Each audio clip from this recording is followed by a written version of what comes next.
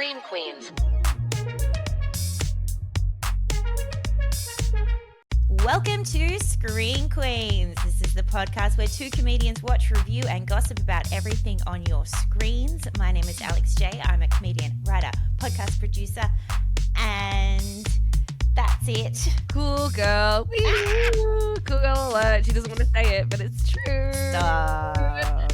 And who am I? I'm Beck Charlotte. I'm also a comedian, writer, podcaster, taker of public transport. Baby, this morning She's went of the people. on nearly every form of transport except for a car and except for a boat and Wow. for a motorcycle. Look, I went on two forms of public transport. When you start listing all of them, then the ratio is definitely off. Yeah. But two of the main ones. Two of the big ones. I think trams are pretty much exclusively Melbourne. And I know I got on the Patreon and I slandered trams. And then on last week's episode, I took it back. You retracted the slander, yes. After this morning, I'm back to my stance. Fuck. Girl, you're going to be getting some cease and desist soon. Jeez. Come at me then. Come at me. I'm not fucking Defamation lawsuit impending. every time they start moving, I feel like they're not going to make it. Like they're like, and I'm It's like, an "Let it anxious die. ride, It doesn't yeah. go. It's Trams like are real. 100 years ago. Trams are really like you really just need to catch them when you don't really have anywhere to be, but you'd like to go somewhere. Yeah. And that's when they're ideal. Yeah, I think they're good if you're like on holidays in Melbourne. You're like, let's get to the tram to the shops. Yes. Like I had somewhere to be this morning. She got responsibilities. Yes. Also, we are remote. We are. Everyone listening. I'm in the Melbourne studios. And Alexia's in the Sydney studios. If you would like to see these two different studios, head to YouTube. We do full video episodes on our YouTube channel. And we're looking so cute today. Looking so cute. I will say we never have the video on while we record, but I have to look at the video to see you and to see you and to make sure that it's going. It's very distracting. I don't like it at all. I don't like seeing myself like this. This is so. Ooh. Can I just do the whole episode with my neck extended like this? Honestly, same. Look at that. Look at that. She's glowing like this. This shadow, these little shadow, killing me. What about like this? Oh, that's cool. She looks like a thumb. I've never seen you look like a thumb before. I've got it in me. We've been friends for so long. I've never seen your hair do that before. That was crazy. Who was that? Alexia, someone just came in here and pretended to be a thumb. I was scared.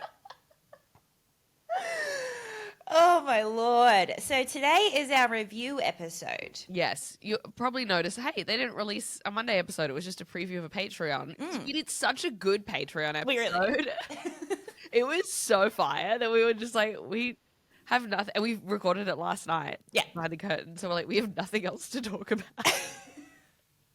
And you know what? Like, there's not a lot of goss this week, which is going to happen. It's going to happen. So, and we just didn't want to like force a gossip episode and just like half bake it about things we don't really care about. Yeah.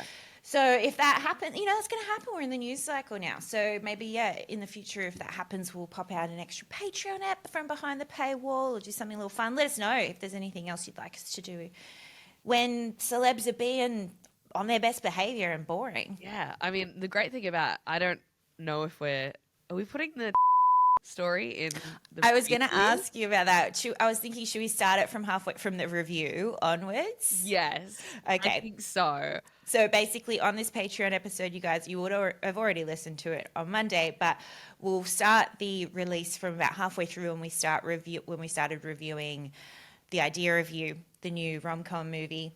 And if you would like to hear the full episode, which includes a very spicy behind-the-scenes television story from Beck about one of Australia's leading comedians, head over and listen to the first half. Handsome, talented, funny, so wonderful. Can't stress enough. Yeah. Great guy. Or girl.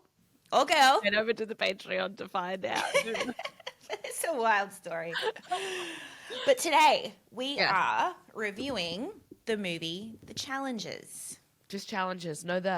Just challenges. My apologies to Hollywood at large. Challengers. Challengers. It's going to be quick It's Yes. just one word in there.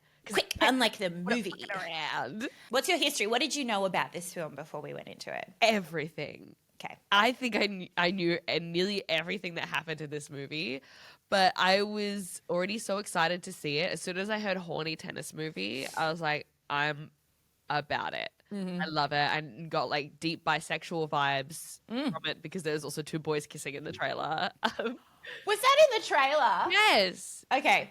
So I've come at this completely blank slate. I've not seen a trailer. I've not seen a synopsis or Okay. anything before watching this. Because your messages confused me. You messaged you like, did you know anything about this movie? I was like, I did. Are you okay? What's happened? What did you think this was gonna be? I just thought it was going to be just another tennis movie about a famous tennis player and their rise to fame. And I don't know, maybe they become an alcoholic or something. And that's you thought it was like a biopic. I thought it was a biopic. A Star is Born, but for tennis. Yes. Oh, I had no wow. idea about the boy smooching and the bisexual energy. Oh my That's why I checked in with you. I was like, God. I wanted to know, did you know about that? And then your response was very indicative that you did know about that. So, wow. Yeah, I knew. As soon as I saw the trailer, I was like, I want to go see this movie alone in the cinemas. Was my goal. course. Yeah. I embarrassingly watched this with my partner. What was Ew, I thinking? no, get out of there, Alexia. What was I thinking? I need to prep more for this, for the horny ones. No, you didn't know. It's called Challenges, and like the marketing is very heavily tennis. So tennis. And you know, Zendaya's been wearing tennis shit at all of the like, it very much felt like tennis was the focus in this film. But it turns out it's a cheating love affair situation is the focus of this film. it's about power. It's about control. It's about wanting to make two boys kiss more than anything in the world. And those are things that I really resonate and relate with. So I heavily enjoyed this movie. That's my new favorite genre of film, making two boys kiss. Oh, you liked it? I loved it. Oh, great. Oh, thank God. Thank God. Did I was you? nervous. Yeah, obviously, I was yeah. nervous. I fucking love this shit. It was so good. It blew my mind. So like I very much went into this because I've watched a few tennis things in the last few years. Like I watched that Will Smith one about the Williams sisters. Yes, King Richard. King Richard.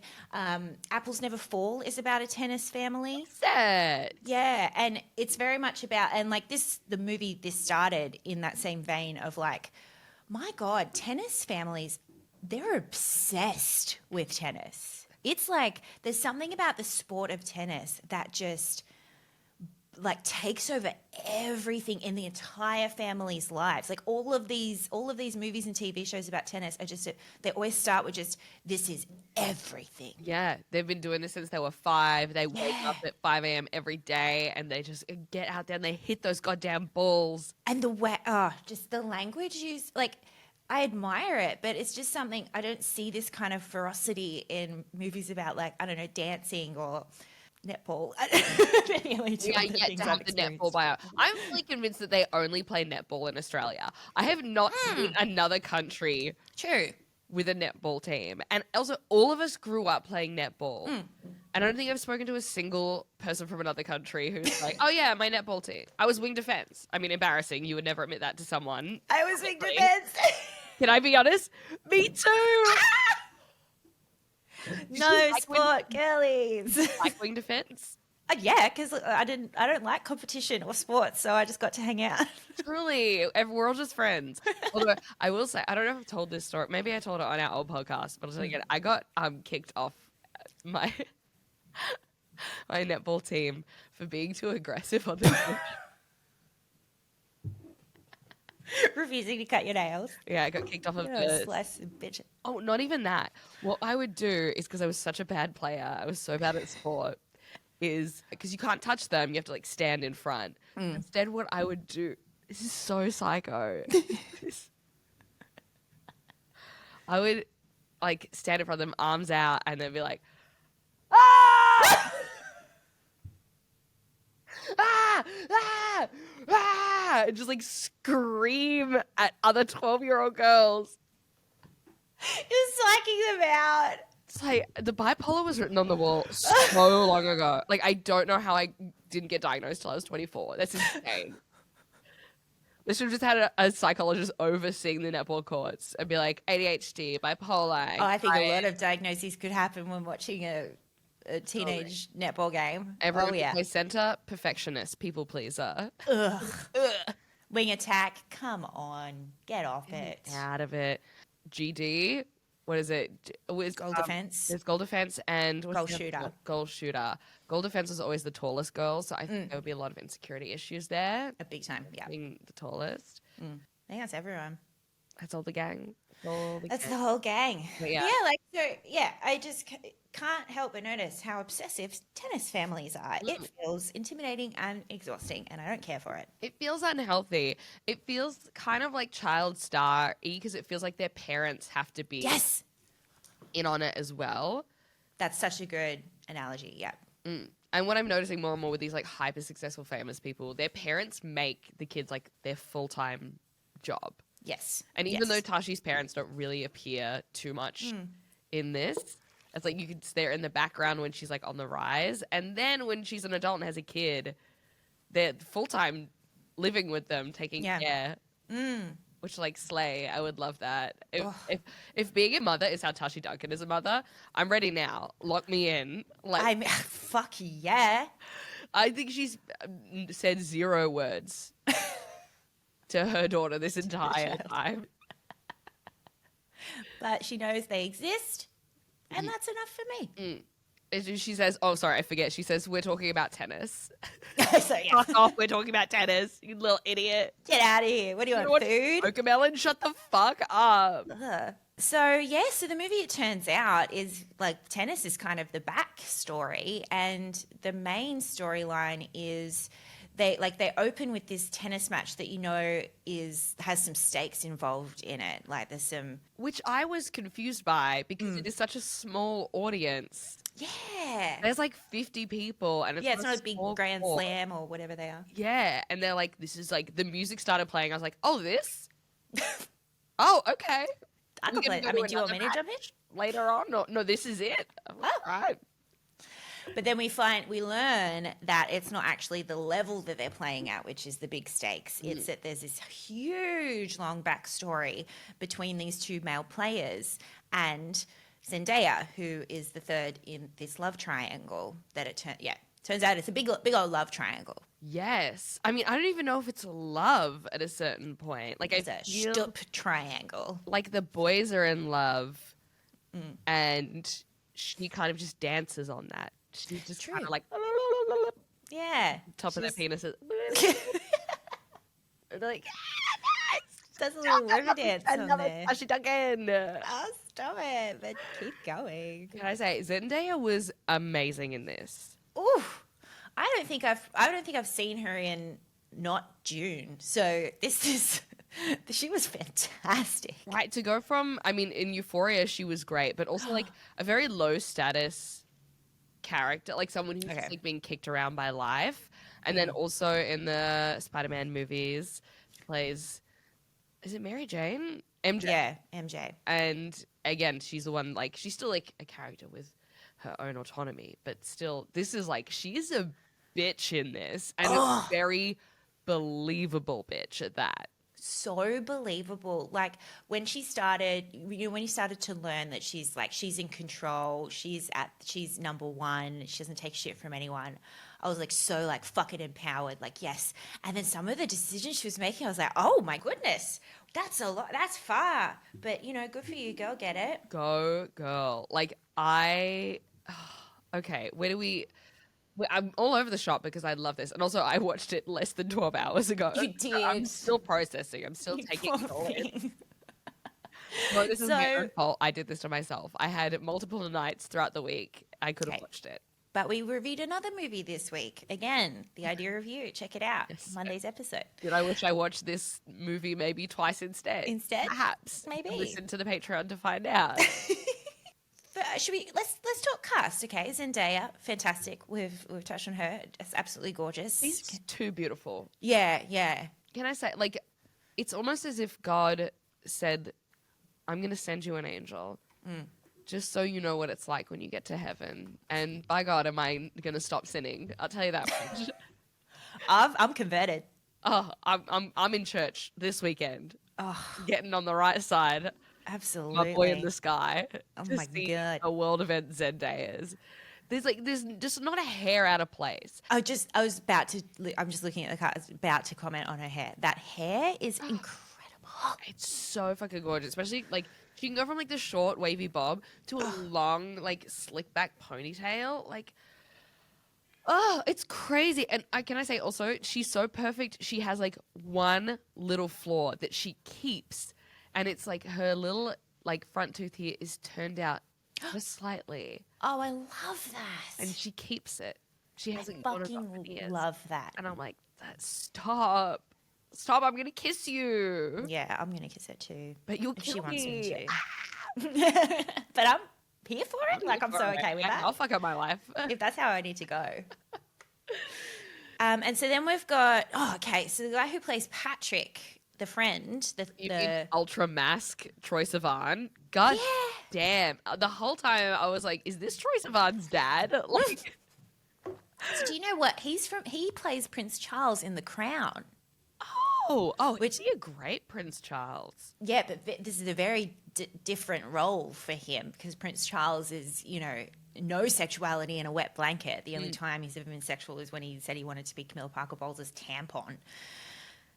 And to go from that, When did he say that? did you not know that? That is, yeah.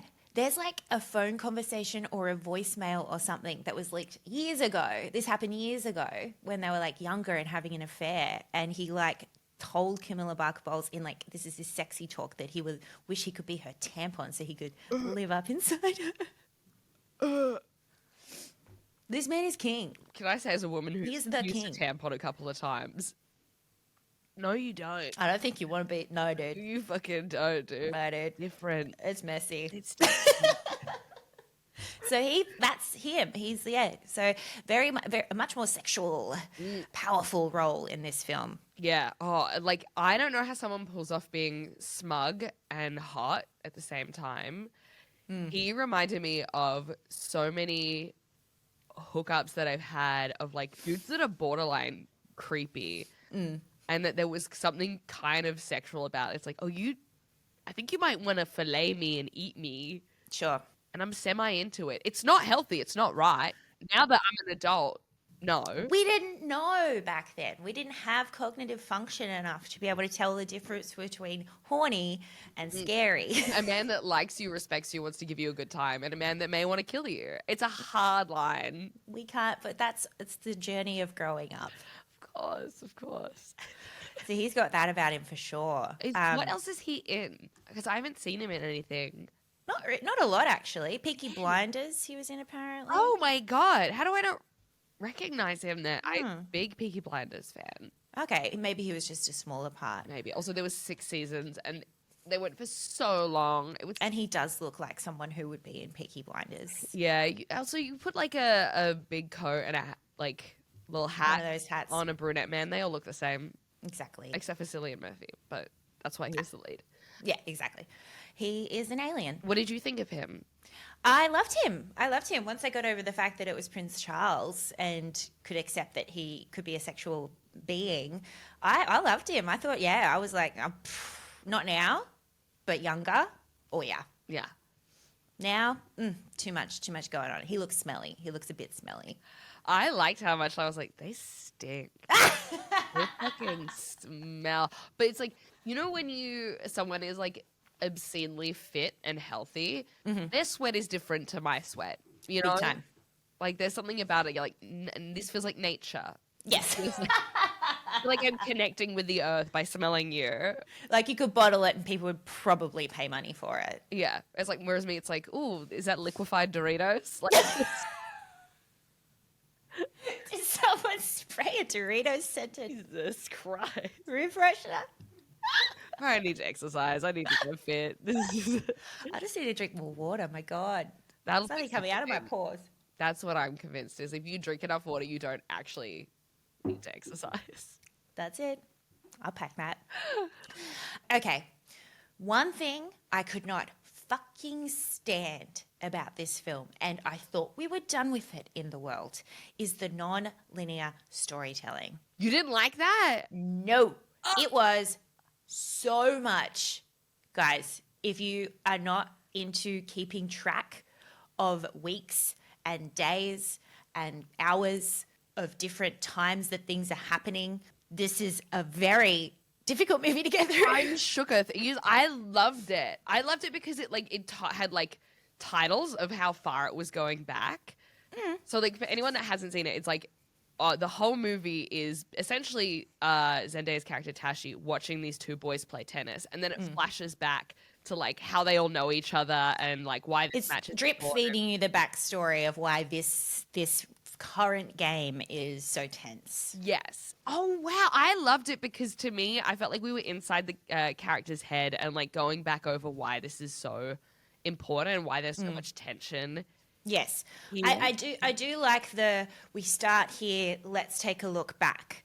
I do like that, but I felt like the amount of jumping around we did got a bit tiresome, like especially in the second, like the back half of the film. It did get really tight, and I like for a second, So it took me a tight. minute to be like, oh, okay, this is Yeah, it got to Yeah. a point, and I was paying attention, and it got to a point where I was just like, I had to pause and just be like, wait, so is this before or after whatever other incident we've seen?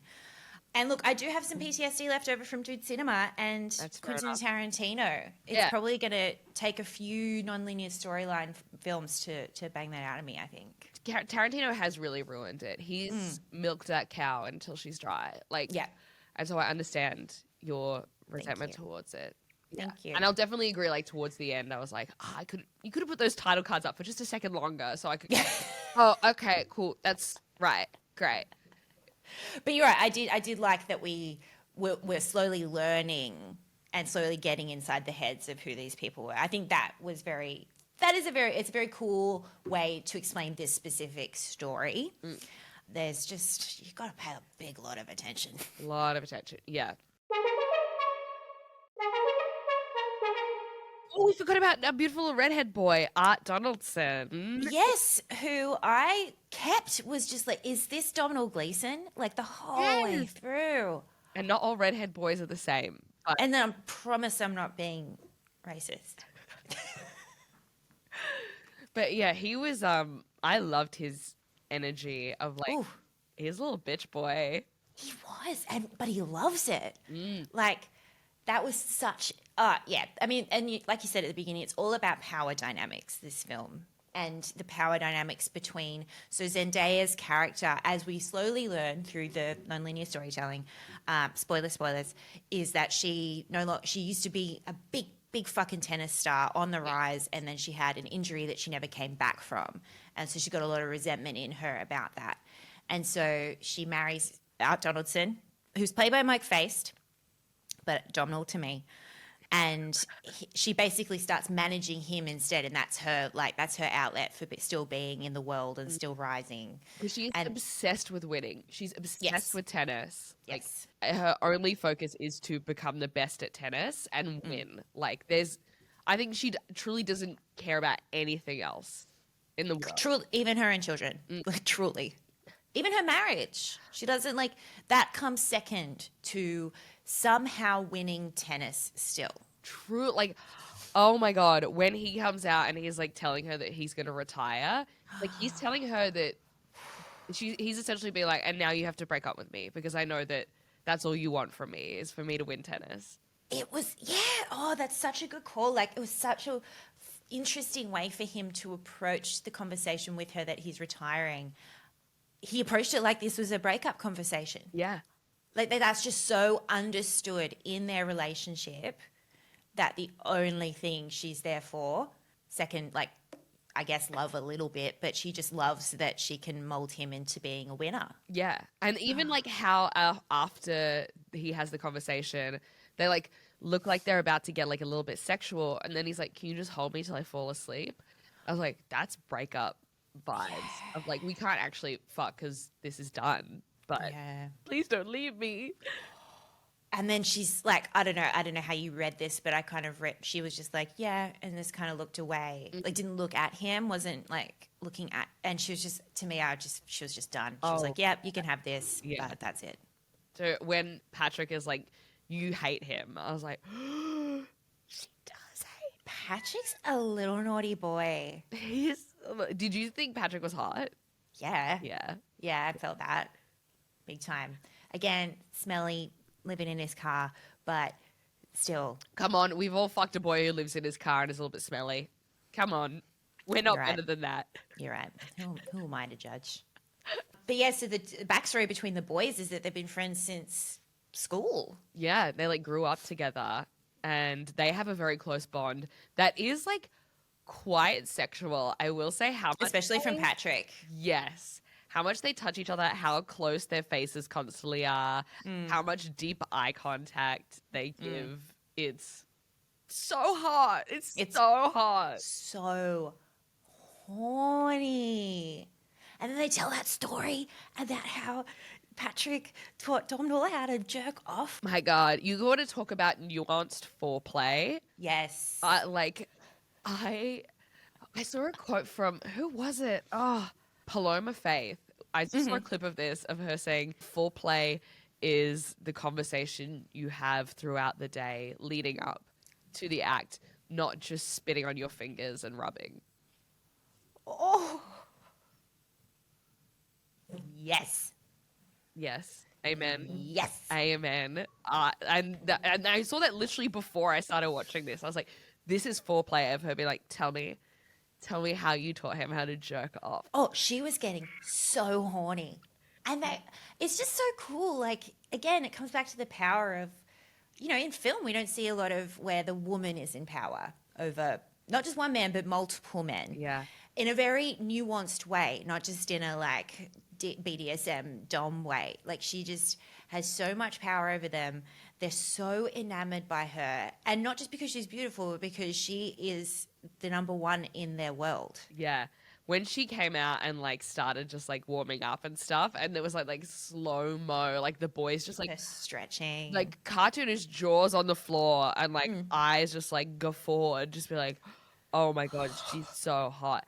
That was so to me like female gaze of just like worship. These boys worship her. Oh, so true. Oh, this is a female gaze film. Big time. Yeah. Who made this? It's Luca, what's his name? I can't remember his last name, but he also did Call Me By Your Name. Oh, yes, So there we go. He There it is. loves a horny movie. Yeah, cool. Interesting. So, yeah, Luca Guadagnino, and it was screenplay by Justin Kuretskis. So two men who get it. Too many I think that Luca might be gay as well, because Call Me By Your Name is very much a coming of age. Yeah, Yeah, did you see Call Me By Your Name? No, but I've heard enough about it that I appreciate it very much as a film. Yeah. Oh God. So there for it. And so that scene where they start to maybe potentially have a threesome, and she first meets them, and she's instructing them basically. She's in control of the three-way, which you don't see a lot in film either. It was so hot and cool. And then she could tell she was the horniest when she kisses one of them, kisses the other one, and then leans back and watches them kiss. They're her little playthings. Okay? And then they didn't kind of realize they were only kissing each other until she was like, yeah. Who is this woman? Oh, So brave, so brave. Also, I could never. Her wardrobe and outfit was 5 stars. If just such a, can I say, cunty, everything is so fitted and sharp, and it's all looks very expensive. Everything looks like it's just been pressed and dry cleaned, and there's never a hair out of place. But we never see her doing her hair and makeup or anything. No, that's so secondary to what her character gives a shit about. Yeah. What did you think? Okay, this is a big question I would love to know your answer to. What did you think about the score? Oh my God. It was so sick. I have so much to say about the score. How did you feel about it? Look, I'm not a big club music girly. So this film, basically anytime an intense or any moment is happening, the beat would drop and it would be this like club music every single time, like real techno shit. And it was great. Like it intensified everything. Like you felt it in your fucking bones.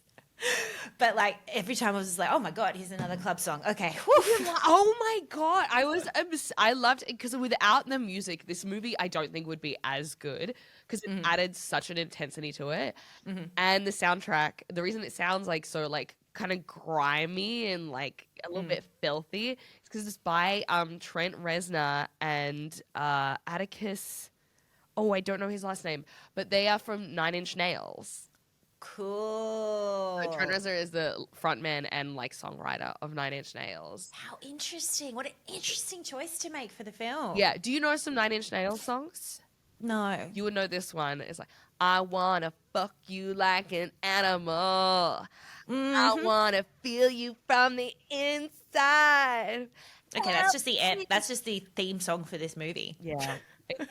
Like it's described as industrial rock, and I would say it's horny, regrettable sex rock. Like that's what I would. It's like music that like makes you want to fuck in a way that you're like, this is cool for now. As soon as I walk away, I will need a shower. Oof, yeah, I'm gonna need some time to process. Vibe. I was listening to it on the train here, and I was like, fuck, this is so good. It's way too early to be listening to. Yeah. This is disgusting.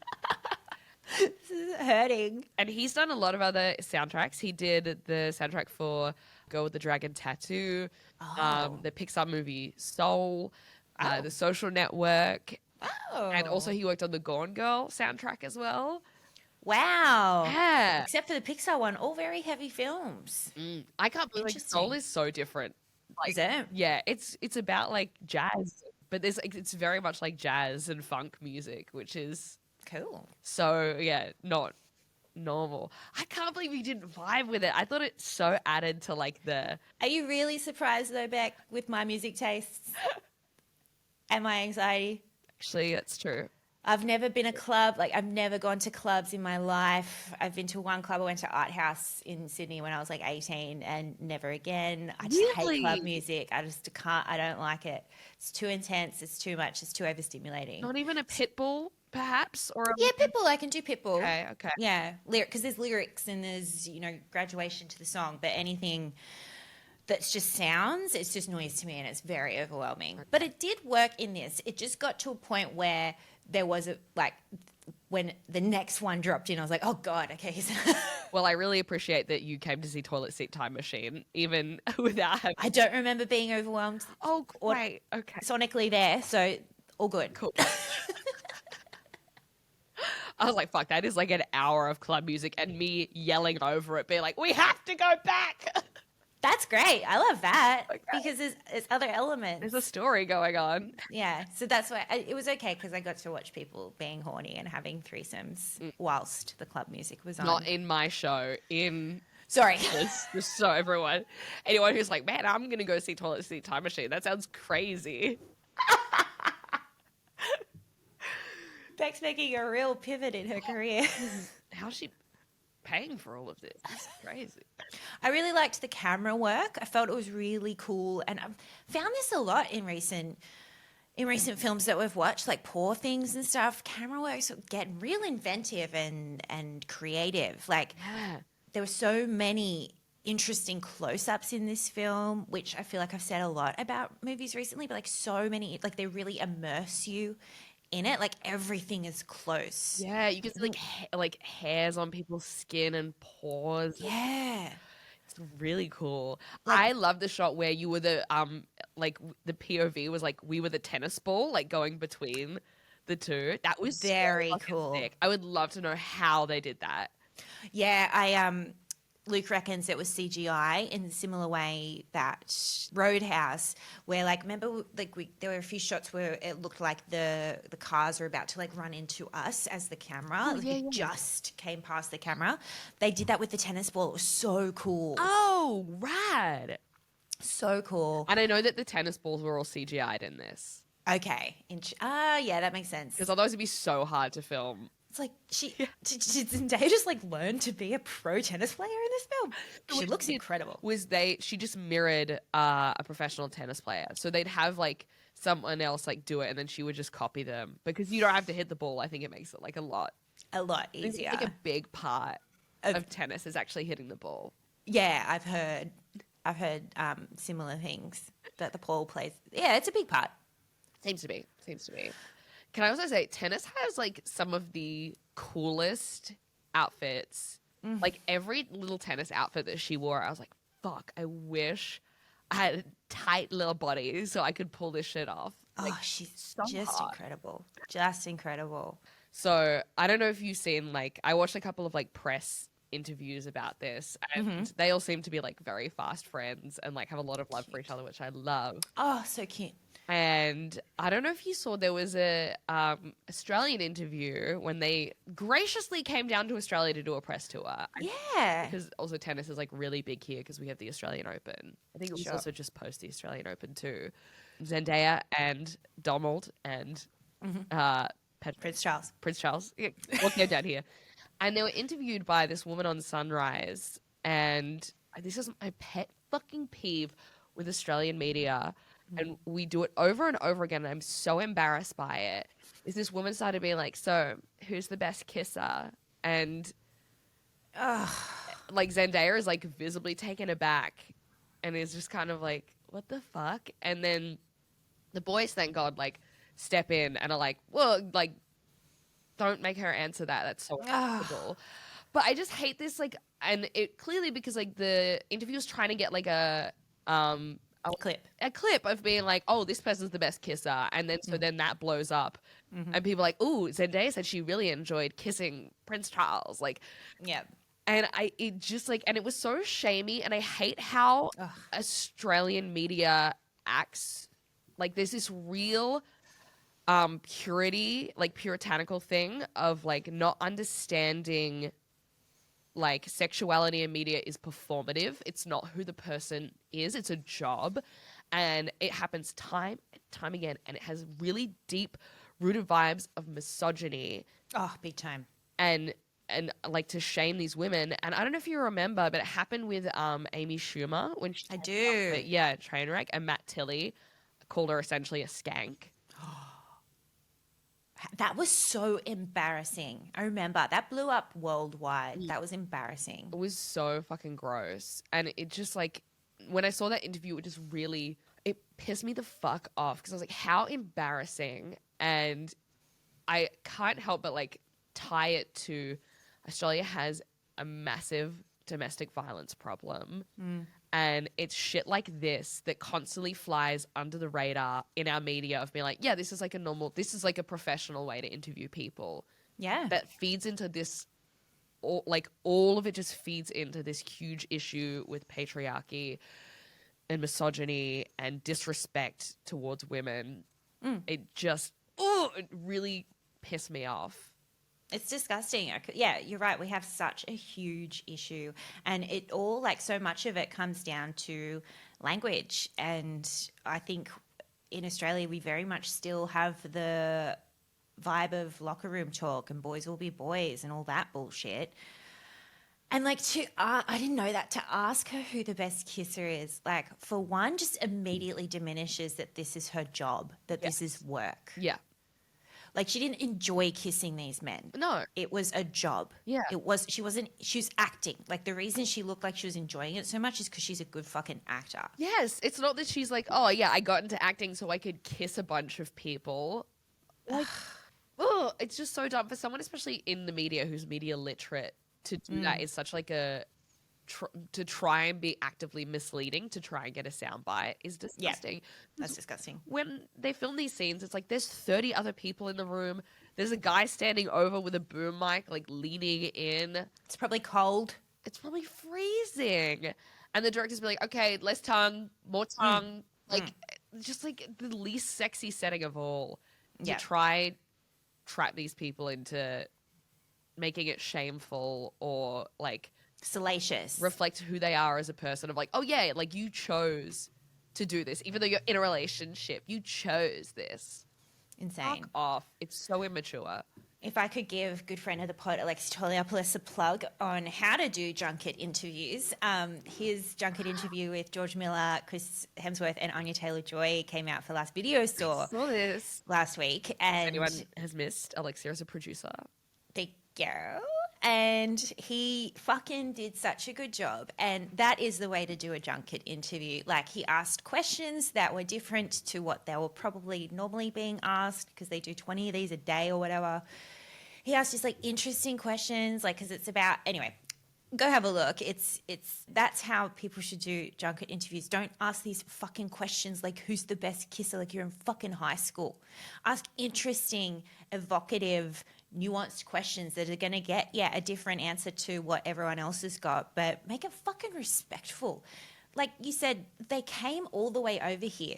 And they're doing they do 16-hour days of interview after interview after interview. Same question after, Hard for them, and it's like they're stressed and they're tired, and like they filmed this movie like a year ago, so they have to like go back in the archive and already be like, oh, what happened on any of these days? Right. And like, they're already working on the next project. Like, this is just promo, you guys. And it's like, don't make this harder for them. Don't like try and just be like, I'm going to stand out from the crowd by asking. It's like, you can stand out from the crowd by how about doing a good job and actually asking interesting questions. That like, so you fuck. What's that about? And then, like, this is not even to do with misogyny and stuff, but just the Australian media. Like, remember that thing with Adele, how one of our reporters flew to the UK to interview Adele about her new album, and Adele quickly realized the reporter had not listened to the album. Yeah, and he's like, sorry, I ran out of time. It was a 13-hour flight, motherfucker. Are you serious? And you were coming here for this. We're so immature. We're so immature over here. And it's like, it's not like we don't have examples of good interviewing. Like, literally, when I looked up press, like, to get some videos and stuff for this, there's like 90 fucking interviews of people doing this well and professionally and asking interesting questions. And this obsession with purity and like sex and sexuality, just like performative sexuality is also indicative of someone's character, and it's just disgusting. I'm over it. Yeah, I love that. It's very succinct. It's exactly what it is. Thank you. Well done. Well, that's you. And apologies to Zendaya. If you are listening, Zendaya, we're so sorry. Sorry, we think you're fucking sick. Come on our podcast. We'll do some press for you instead. It'll be very respectful. She's definitely going to come on. She's definitely Shall we rate this film? Oh my God, yes. How many? I mean, my brain's just going to tennis balls. I know, like how many tennis balls? Sure. Out of 5? 4. I reckon it's a 4. Yeah. Like I was entranced the whole way through, and it's over 2 hours, and I still was involved the whole way through. Feels so fast. What about you? Tennis balls. Look, it is a 4, but I give it a bonus tennis ball for the actress who played Helen, who was the girl that Patrick went on a date with just to find somewhere to sleep. Oh, that poor girl. Oh, and he's at the date, and he leaves it to go talk to Zendaya, and then he almost walks away and forgets that he's the date still there. And then he comes back, and she's just like, "Oh yeah, I'll sleep with you." Like, and she fucks him anyway. The way that I related to the desperation and like just trying to like make the date work, even though there's no chemistry there, and it's like, I just really need this. Not listening to you like at it was so an extra tennis ball for her. So I'm bumped up to a 5. 100%. Awesome. Well, that's our review episode for this week of the challenges. That's it. Give us a 5-star review on Apple or iTunes. Join up to our Patreon. Please. I cannot stress how good last week's Patreon episode is. Yeah, and join up to get the extra first half of the ep tea that we couldn't put in front of the paywall. Yeah. But yeah, we love you guys. We love you, and we'll see you next week with some gossip and more reviews of things on your screens. Bye.